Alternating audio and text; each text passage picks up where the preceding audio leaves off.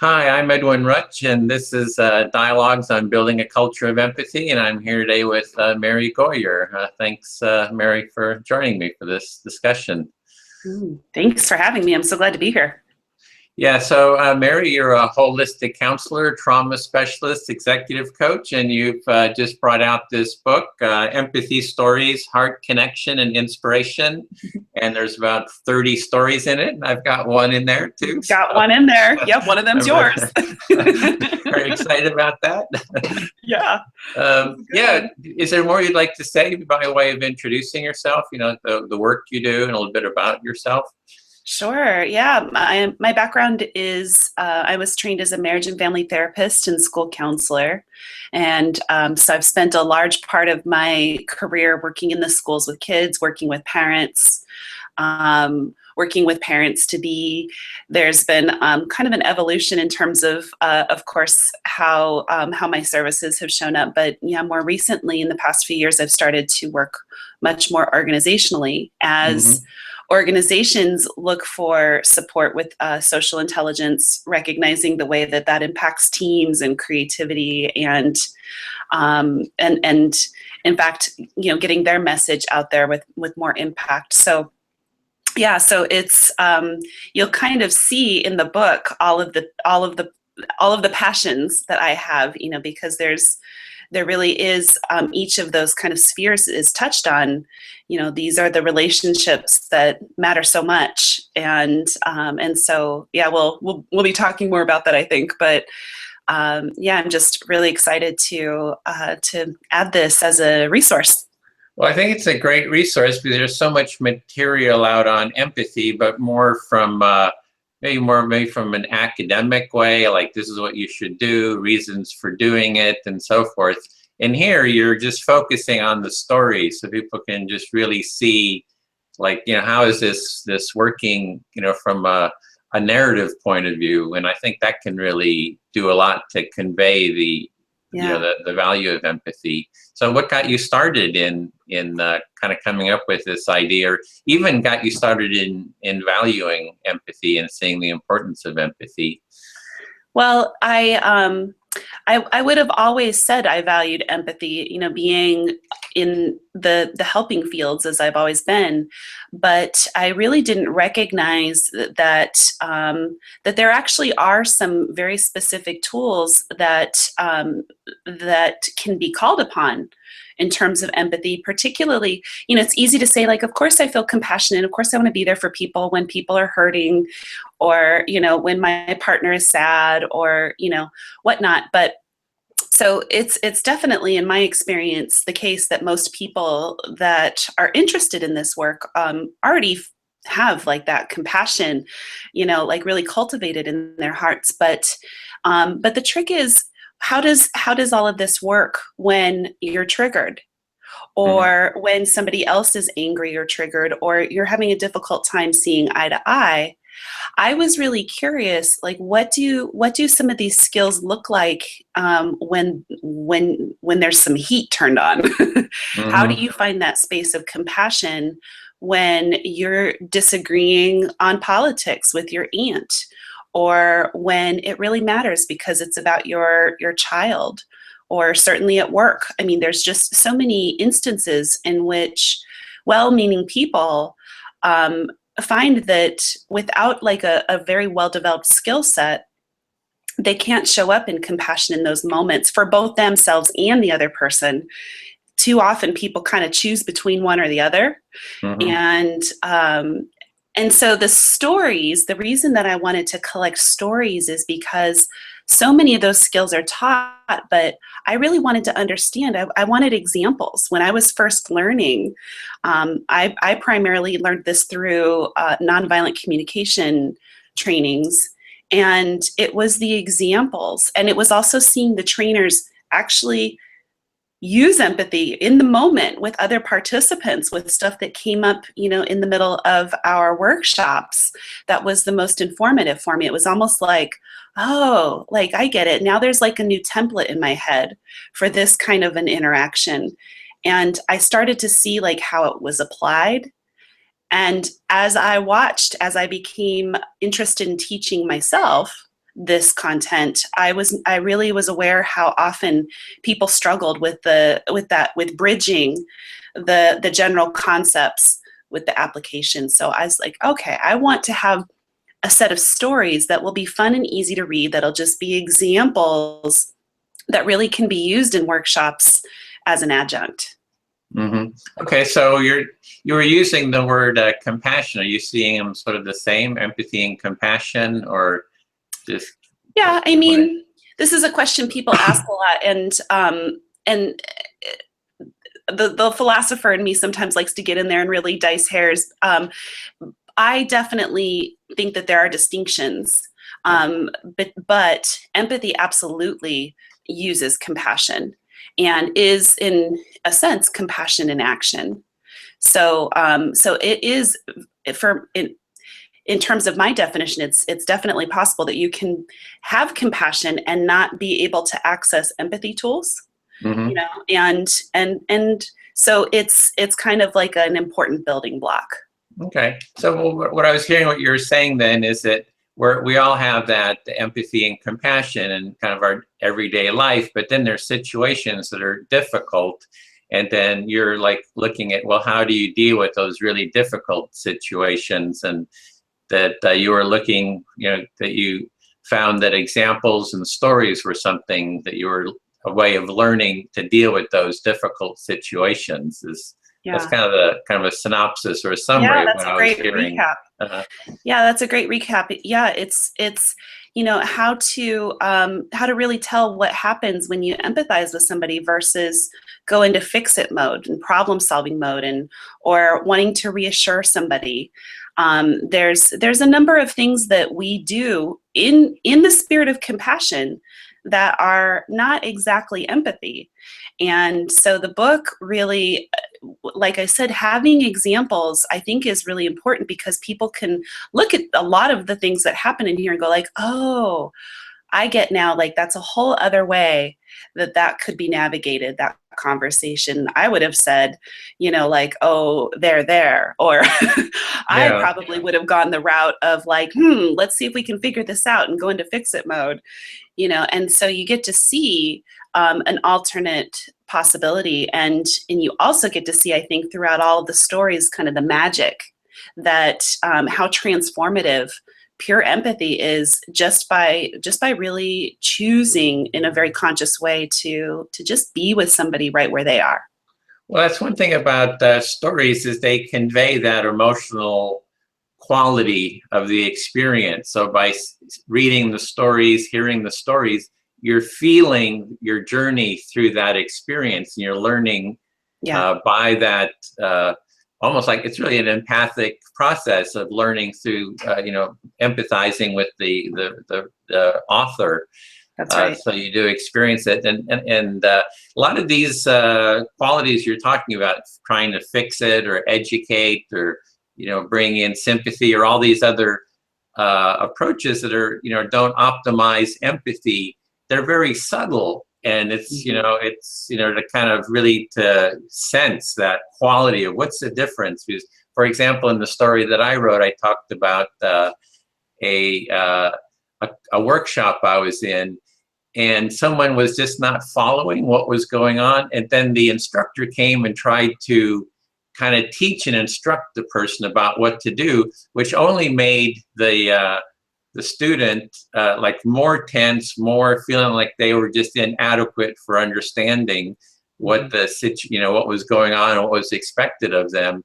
Whereas then when I started talking to this person who was sitting next to me, all I did was empathize, just listen what they were saying and just hearing their frustrations. And they were able to kind of open up and integrate everything so much better. And so anyway, it was a Yeah. for me, that was like Yeah. a peak insight experience. Oh, So totally. I mean, and your story was so beautiful because of the fact that a few things came up in it. One was sort of as the person began to talk to you and go like, I don't belong here, and I don't get these people. I'm too different. Like I'm not included in this group. I'm an outsider. You know, it's like when people get amped up and they're upset and their stories get triggered, it can be so so tempting to try to be like, that's not true. You belong here, Yeah. and to convince Deny. and to deny and to let them know where your heart is and so on. But you really, like your story is a perfect example of how just like saying, oh, wow. So yeah, so you're questioning whether you should even stay in this room right now. Like part of you is wanting to walk out the door, or something like that. And, and you could see in the story how like this person just kind of calmed and settled and calmed and settled. And then, I'll leave a little bit to the readers to come in and check out the story themselves. But basically by the end, this man was beaming and telling the whole group, I mean, like sharing and connecting. And it was just like, you just would never have expected that to happen. It was magic. Yeah, it was like kind of a peak experience for me to see the power of just listening to this person and in terms of trying to tell the person, oh, you're just telling yourself a story, Right. He actually, after me just listening to him, he says, well, maybe I'm just telling myself a story. It's like he got there himself. Yeah, he got there himself, and he felt like connected to it, and he was like, then kind of like working with right. it. So yeah, if you had tried to coach him without that trust in place and without permission, that probably would have been like yeah. Well, do you have a story that you'd like to share? Just one that I've been thinking about your this. own, like that. I know I do. I did include a few stories too, but I was just like before our call, I was like, well, if I'm invited to share a story, which one will it be? There's and I'll tell you a couple that I thought about, and then I'll tell you which one I landed on. But one of my favorite stories in there that I'm not going to go into a lot of detail about is one in which empathy is used in a classroom after a substitute teacher has left a note to the regular teacher that her students were terrible during the teacher's absence. Like they went to the library and were just like totally misbehaving, blah, blah, blah, blah, blah. And I loved the way that the teacher responded to this and used it with the whole class, because especially as an educator, I mean, I know how easy it would have been to go into the behavioral system of the school and to go into like, all right, kind of that punitive approach of like, all right, well, here's what needs to happen. There needs to be consequences. And it was really interesting the way the teacher actually empathized with the whole group, and in the process got the group of second graders to really understand what it must have been like for the librarian, what it must have been like for the substitute teacher. They got out of the cycle of blame, but managed to take accountability. And these are, 7-year-olds? It was a beautiful story. And so for people that think like, oh, like, well, with kids, you really gotta let them know where the boundaries are. And it's like, just provides such a breath of fresh air as far as an alternative goes. So there's that one there. There's one that's in there that's very powerful that involves somebody using empathy when he was held at gunpoint. That one is super provocative and just brought me to tears as I was connecting with the author around that. But the one that I think I want to share is a snippet from a story of a woman who was working with a group of teenagers, and one of them basically revealed to the group that he was a part of the KKK. And right now, geopolitically, there is so much unrest, and whatever it is that somebody's kind of political ideology is, I think we can all agree that there's just a lot of divisiveness. And so part of what I love about empathy is the ability to also help us connect even across differences. And I'll so just say that this is relevant in terms of I'm here in Berkeley and you're in the Bay Area, and just at UC Berkeley there was a speaker just 2 days ago that came to talk about. He was from the Breitbart, which is white supremacist organization, and it was near riot there, and fires, and they canceled the speak. So it's very relevant to what was just happening. Very relevant. Yeah. And we have these ideas that, that there are certain things that cannot be changed. And so again, like I really implore anybody that's, that gets inspired by this to pick up a copy of the book and to start exploring, like exactly what it is that can happen when you really start to learn about these nuances of empathy. So, all right, so this one is by Katherine Caden, and she's an NVC trainer out of Vermont, I believe. And so as I mentioned, I'm just going to kind of paraphrase for a bit. Basically, he's just sort of like announced to the group that there are certain people who are simply born inferior. And he gives this monologue in front of a diverse group of kids in the Bay Area, in the San Francisco area. And he says, I hate these people. He says, don't get me wrong, I'm not a violent person. I wouldn't want harm to come to them. It's just that I hate certain people. And then Katherine replies, she says, now I'm confused because you're saying that you hate these people, yet you don't want any harm to come to them. I'm guessing you might even have some confusion yourself about the feelings towards these people, because you say you don't want to be violent, and yet you speak of hate.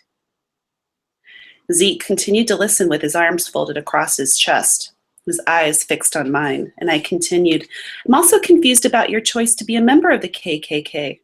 From what I know, they have created an amazing amount of violence against the folks that you say you hate. Can you tell me why you're a member? What was your primary motivation to join? I mean, I'm just going to stop. Like, can you imagine what the normal dialogue would have been like even up till now? Mm-hmm. But in her desire to see, like, what is it that's mattering to him? Like, what's motivating him here? The room just bristled. Zeke looked right into my eyes and he said, my dad is a member of the KKK. But pretty soon students were kind of chiming in, oh man, just because your dad's a hater doesn't mean you got to be one too. And nodding to that profound statement, I looked into Zeke's eyes as intensely as he looked into mine, and I reflected, wow, so I'm actually just hearing how much you like to be connected to your dad. I'm also hearing that maybe you feel conflicted about being a member of an organization that tries to create connection through violence and through hating others. Leaning towards Zeke, trying to tangibly soften the room with my presence, I said, has this really met your need to connect with your father? He says, yeah, I guess I joined because I hope to get closer to my dad. I just want to get along with him, he replied, looking a little unsteady. His eyes began to swell with water, but he was not going to cry, not in front of this group. He paused, breathed a full inhale, followed by a very audible exhale, as if he was trying to kind of regain his composure. I wasn't sure if he was impacted by the gravity of this new awareness or if he merely was trying to hold back his tears, but it didn't matter. The wheels were already in motion. When Zeke sat for a little longer in this empathic connection, which afforded him the opportunity to link up his mind with his heart, he realized that he had not joined the KKK because he hated certain people. Rather, he was just desperate to find a way to connect with his father. We carried on with the day, but he walked up to me after the workshop and said, that was the first time I felt fear begin to leave my body. I'm actually relieved. With this new clarity, he began to assess the effectiveness of his choice and decided that hating others was truly not his path, not an expression of his authentic presence. He was able to get past the enemy images his mind had created about some of these people and the fixed ideas he had about himself to see what he really needed. And Zeke ultimately did decide to quit the KKK. He developed new friendships, and he continued to work on various other strategies to find a connection with his father. Yeah, that's really relevant to what's going on here that is happening in the country. So I think it really hits the mark there. Yeah. Yeah. You know, I've heard in a number of different ways in my studies about so many of the symptoms that we see in the form of addiction, in the form of even physical illness, how often they come down to an issue around connection, feeling separate, you know, not having the sense of community that's needed. And so empathy for me is really about practical ways of developing connection when it's not already there. You know, it would be very easy to say, like, oh, this kid's in the KKK, you know, I can't relate to him. He's not going to relate to me, you know, and to kind of consider it like, well, you know, sort of like to brush that off. But wow, like what would really happen if more of us took that agency and that power and really understood that there are ways we can build connection, Hmm. and we need to start doing so if we want to change the way that that things look in our political and our kind of cultural landscape. Yeah, so instead of trying to shut the person down or avoid or fight with this person, Yeah, yeah, Catherine just was empathic, listening, letting yeah, the person feel heard, and actually creating a sense of connection with yeah, this person, which led to yeah, transformation in that yeah, person's life. yeah, yeah. So I mean, it's like that's one of the more kind of I would say extraordinary stories in the book. You know, like these things that, like, wow, that's like totally inspiring. But it's also, I think, really important to recognize how there's a lot of examples of, I would say, more mundane interactions, but are very relatable because we all have them with our kids, with our partners, with our bosses, and all of the ways that, like, oh, even in those little conversations with people we love, we're missing opportunities to repair little places where there's been ruptures. And you know, so really this is about creating much deeper, more nurturing relationships in all parts of our lives. You had mentioned when you started about the teacher, the story of the teacher listening with the young students, and that what came up a memory for me is I have nephews and nieces. I don't have any children myself, but my niece is like 5 years old, and their household is like, you know, a lot of fighting and so forth. And so when I go there with her brothers and sisters, I have little empathy circles when they have like a conflict. And you know, one of the last times I went there, and this is like a 5-year-old, and you know, I listen to one, I listen to the other, I get them to do empathic listening with each other, and then Annie, my niece, she says, "I like empathy circles. Let's do it again." So it's Nice. just, this is a 5-year-old, you know. So Yeah. this you know, this really works. And Everybody can feel the impact of mhm. it. I mean, this stuff is being, like I said, it's being used organizationally. It's being used in schools, and something very similar to what you're describing in an empathy circle. Restorative circles are having incredible success in some schools, decreasing suspensions and detentions and different behavioral issues by 70 to 90%. You know, which is mind-boggling. Like it's almost like, you know, people are like, it's hard to even imagine something that can be that impactful. And so the applications of some of this work, you know, interpersonally and systemically are incredibly profound, you know, and you can see it right there in in the mouths of babes, you know, like a 5-year-old saying, I like this, I want more. Mhm. You Yeah. know, like that's seems to be most everybody's response when they're really heard, when they really feel gotten. That's the power of this stuff.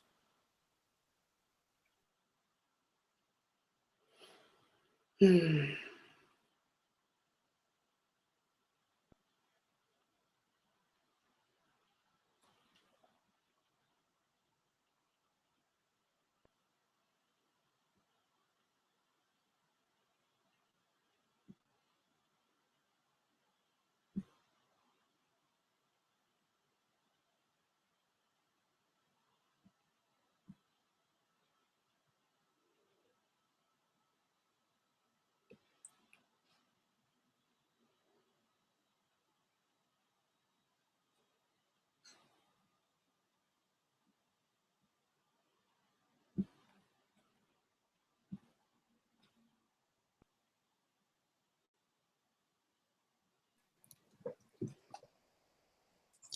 Oh, sorry. There we It seemed are. like the had a little crash there, just crashed on me. So No worries. I am back.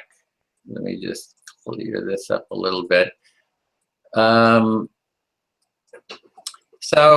yeah, so the next thing would be is what is your next steps? What are you doing next with this project? Do you have like follow up or? Yeah.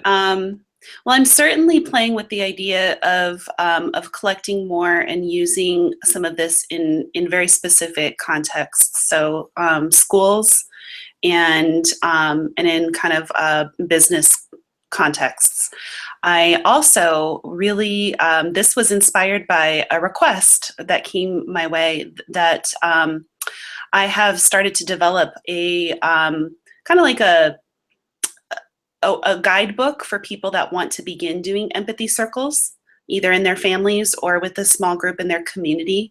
And so I'm going to use the empathy stories book as a way to kind of structure, an 8-week empathy circle, so that anybody in the community that is feeling inspired to show up in some capacity to develop more connection can have some ideas about conversation prompts and can begin to facilitate some of the changes that I think so many of us would like to see. So I'll be developing that, and people can check back soon. I think I'll have that up